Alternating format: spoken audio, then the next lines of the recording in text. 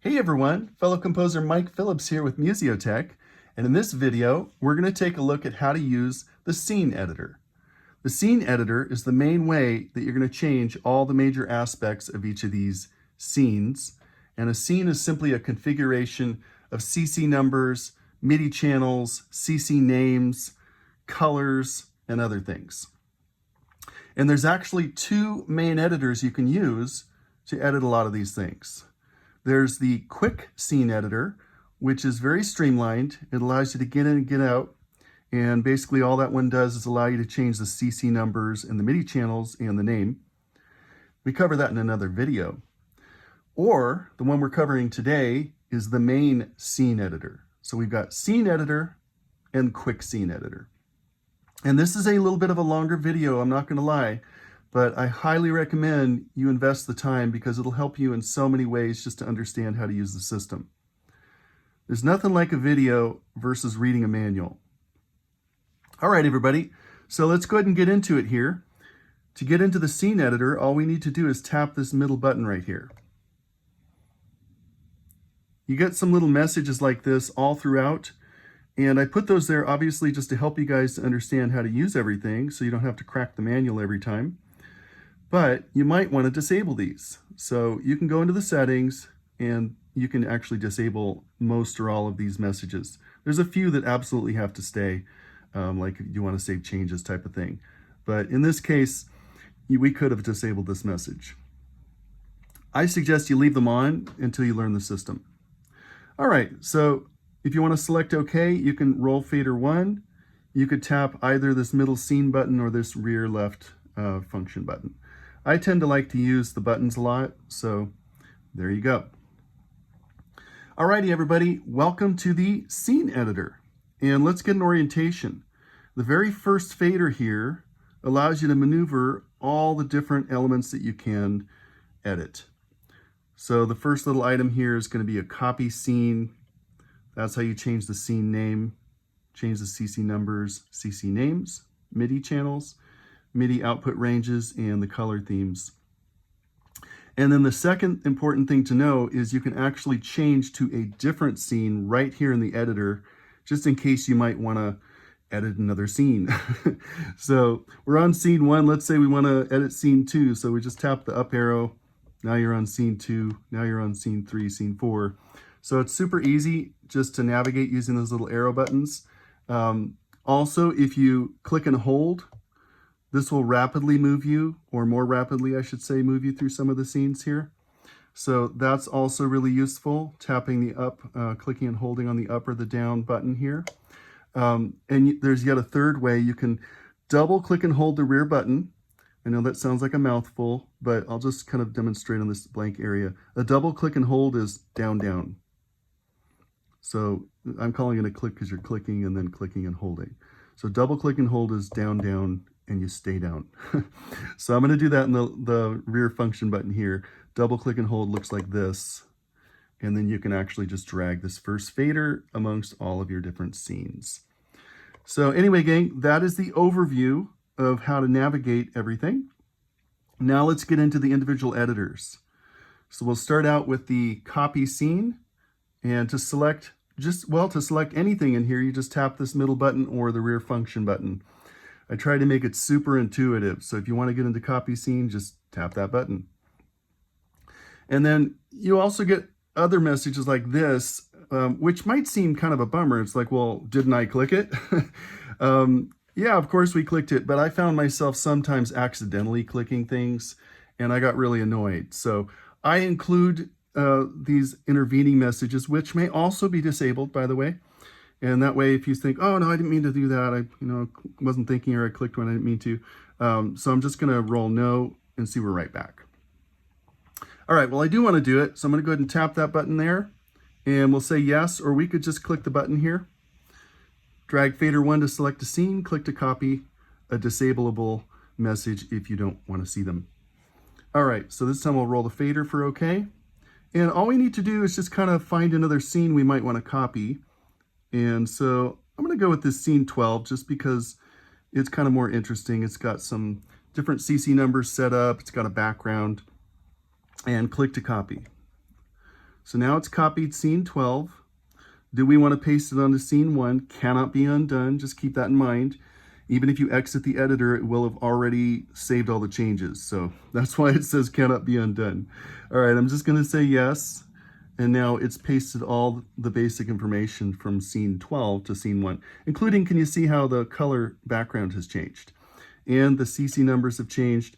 If there were any CC names that have been pre-set up, they would have followed through. Everything would have followed through. So that is your copy scene. All right, let's say we want to change the scene name. Okay, I'm just going to tap that middle button there. Do we want to edit it? Yes. And you may find it easier to actually edit the scene names using the app. So there is a brand new app that took 6 months to develop. It's available on Mac, PC, and Linux. You can download it off my website. It's free for people who have the units. Actually, it's free for everybody, but nobody can use it unless you actually have one of the Musiotech faders. And you might find it easier to edit things like names.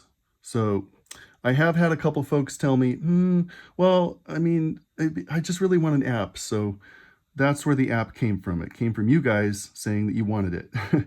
But then I've had other people tell me, oh, I really, really like just being able to edit everything on the unit. So you actually have the best of both worlds. All right, so editing the scene name, here's how you navigate. There's 16 characters available, uppercase, lowercase, numbers, and some symbols. And the next 3 faders here control, I'll show you real quick. Actually, let's clear everything out. I'm gonna press and hold the rear button. That's a little trick for you guys. So let's say I wanted to do capital letter. I'm just gonna roll the first fader. If I wanted lowercase, it's the next fader over, and if I wanted numbers and symbols, it's the third fader. So these 3 faders are going to be inputting letters, numbers, or symbols. Capitals, lowercase, and numbers and symbols. So let's just go with something simple like ABC. Now to get to the next position, I could use this little navigator right here, which works just fine. But I thought it'd be kind of nice to be able to just tap a button to get to the next position. So, all right, let's go with a lowercase b this time. So that's, remember, lowercase is on the second one here. And then, again, I'll tap to go to the next one. And let's go with a C again, right here. And I can just keep tapping, as you can see, to move along.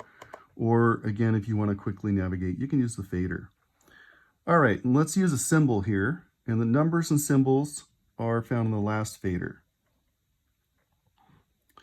All right, so there you have it. And I just included the MIDI numbers and the MIDI channels and the CC numbers here just because you might forget, what you're editing. Wait, what am I renaming again? So that hopefully is just to kind of give you a little reminder of what you're actually editing. I've tried at every turn to give you the most pertinent information for whatever it is that you're trying to do. If you can think of a way that I can make things even better, I want to hear it from you. Okay, everybody, so double click to exit, and I'll just go ahead and double click that little button, and now we've changed the scene name. All right, so we'll keep going here. CCs, just going to tap on that, and you can see there again is the CC numbers, and it just tells you drag faders 1 to 4, click when done. And I've given you a beautiful, gigantic number to work with. So I just love having these gigantic numbers. Just does something for me. So you don't actually have to use your glasses if you don't want to, which was the whole point, was to give you something really, really nice to work with. When you first start to drag the fader, I'm just going to show you real quick. There's a little lag. So notice I drag a little bit and nothing happens. But that's just to prevent noise from coming in the system. On boxes like this, the microcontrollers are very active and it's easy to pick up spurious values. So when you first start to drag these, it'll almost seem like it's not working for just, like a little part of the drag. Okay, let's go down here to number 1. I basically just rearranged them, but as you can see, we've changed them. Okay, so click when done. There you go. Now we'll go into the names. The name is just going to show the number until you change it. So I'm going to go ahead and tap on there to get into the name editor. Again, everything's just tap in, tap out. Well, not everything. There's a couple of exceptions. When you go into the scene name, it does tell you to double click to exit. And there's one more editor, the range. If we get into the range editor, you actually do need to double click to get out. But for the most part, it's all single click. Okay, so let's get into the name editor. I'll go ahead and tap there. And the first fader again is your navigator.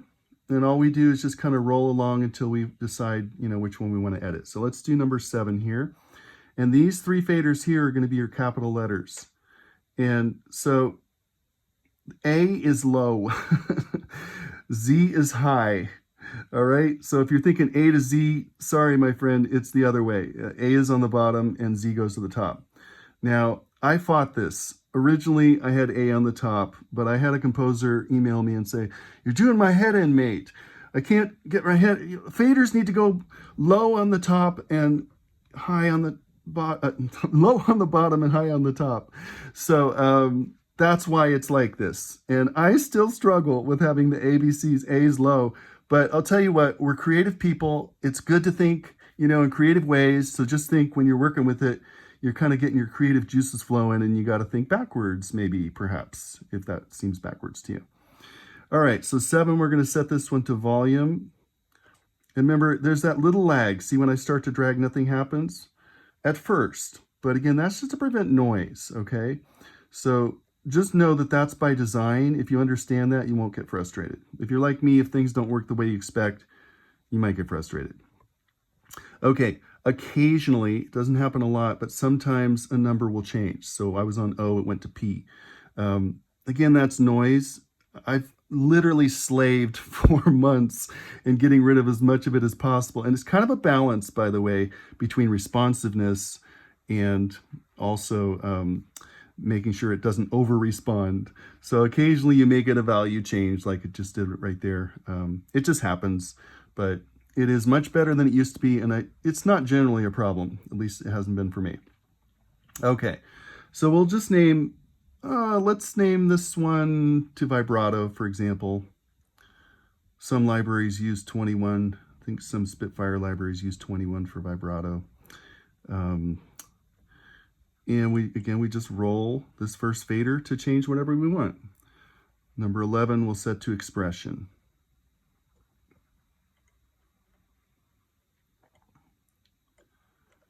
So I hope you're seeing it's pretty straightforward. And if you're like me again, maybe you struggle with tiny print, or you just don't want to have to put on your glasses. You got these nice big letters to kind of help you here. So all right, last one, we'll just set to mod as an example. Okay, everyone, so click when done. Now we have labeled these. Very cool. You want to change the MIDI channel, same thing, just tap. You get these beautiful gigantic letters. One little subtle point is if you change a MIDI channel, it changes colors. Otherwise, if you haven't changed them, they're white. If you're like me, you might have forgot what you had. It's like, oh, well, if it's not white, if it's red or yellow or whatever, then you have changed it. Okay, so we can just, change to whatever MIDI channels. Incidentally, you can do MIDI channels per scene, per fader, as you can see. And you can also just use a global MIDI channel throughout. So if you're always using MIDI channel 1, you don't really need to edit these, do you? Click when done. There they are. And then we got the fader range. And this one's kind of interesting. So you can set the top end and low end of the fader output. I'm going to go ahead and tap into there to get into it. This is a double click to exit. Again, the first fader is your navigator. Again, there's a little delay when you first start. So just kind of get used to that slight delay. Again, the point is it's there just to prevent noise from getting in this system. Okay. So anyway, gang, let's see how we can set a fader range.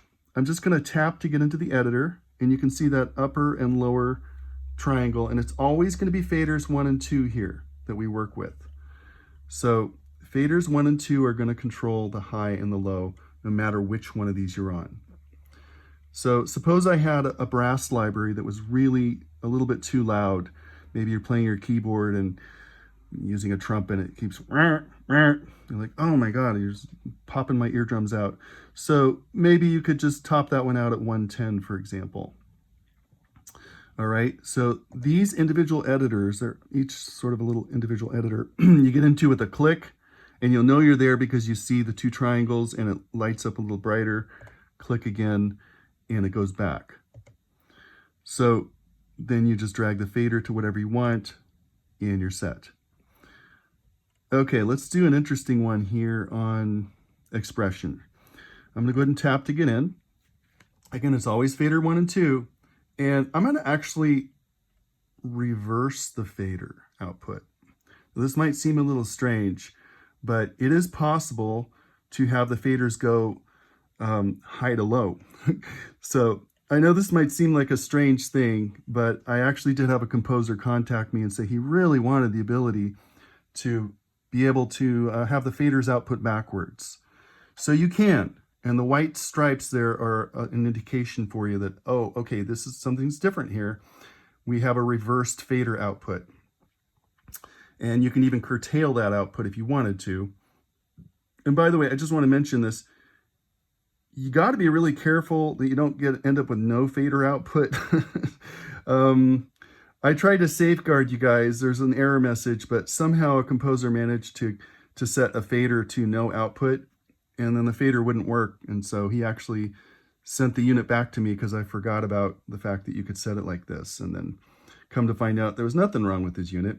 It just, he had just set the fader range output to basically nothing. If you have the same number or pretty much the same number, I mean, it's not going to work. So you could say, well, why'd you make it that way? Well, creativity, my friends. Maybe you just want to feel like you're doing something and you drag the fader and nothing happens. I don't know. I'm being silly. Okay, so you can see you've got a reverse fader output right here, right? And we'll just do the full reverse fader output. And again, tap to set it. And we'll go to the last one here and I'll tap into that one. And this one, again, remember it's always fader 1 and 2. You can set a high and a low here. So let's set a little bit of a curtailed range. Alrighty, gang, so there you are. Tap to get out. And if you want to fully exit the editor, remember this is the one where you do need to double click. Okay, so there we have it. We've edited everything except for the colors. I'm just going to lightly touch on the colors right now because it goes a little bit in depth and this video is already getting a little bit long. So look for another more in-depth video on changing the colors. But just for the moment, I'm going to go ahead and tap to get in. And just a brief quick overview for you. You have scene color themes or global color themes. If I turn on the global, then this scene is going to use whatever the global color theme is. So I'll get into it more fully in another video, but for now I'm just going to switch it back to the global and go ahead and tap on there to save it, and we'll get out. Do I want to save the changes? Careful here. You say no, they're going to be gone, but we'll say yes. And those changes will be saved when you reboot the unit. Okay, couple more little quick things and then you guys are out of here. First of all, we have curtailed range output on this fader. And you can tell because first of all, it only goes to 110. So please don't send me a support request telling me that your fader only goes to 110. Okay, I'll say, well, did you set a fader range? Okay, and there's a little cutout triangle there to let you know that indeed, we have a top-end fader range. Now this one has no fader range, so it's just 0 to 127.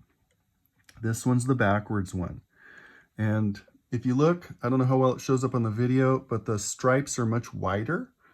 And also the other big clue is, hey, it moves backwards, okay? So low to high is high to low and vice versa. And finally on this last one, we have both a low and a high MIDI range, output range, and you can see there's a triangle there and a triangle there.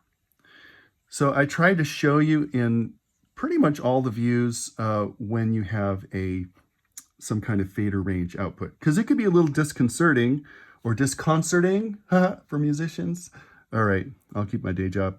It could be a little disconcerting to, be using your fader and it's like, why is it going backwards?